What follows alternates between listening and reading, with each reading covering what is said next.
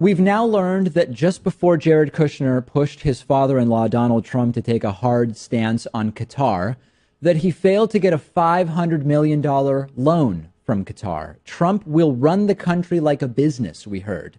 And that seems to have happened, a very, very corrupt business at that.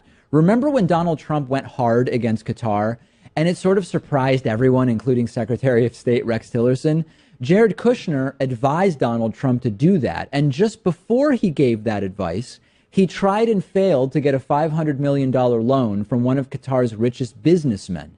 You might have heard of 666 Fifth Avenue, right? This is a building that Kushner bought a while ago, and it hasn't been doing that well. It's quite vacant, and they're having all sorts of problems. And to try to keep the building business afloat, Kushner went to a Qatari billionaire known as HBJ, not LBJ, but HBJ, Hamad bin Abdullah Al Thani.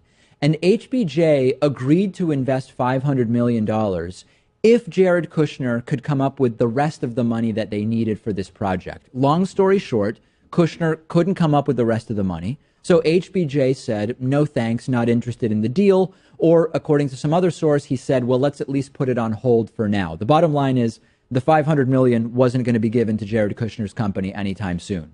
Shortly thereafter, 6 Gulf countries severed or reduced ties with Qatar under the supposed pretense that, quote, they support terrorism. And immediately Donald Trump comes out aggressively, seemingly out of the blue, saying Qatar is a funder of terrorism at a very high level.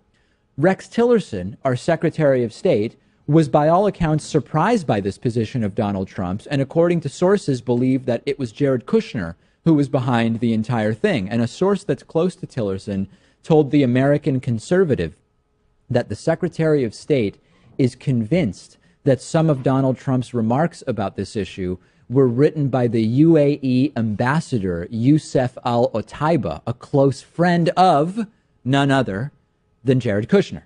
The Independent News Service went to Jared Kushner for comment. No comment has been received. This is just bad for the country. This is bad for you.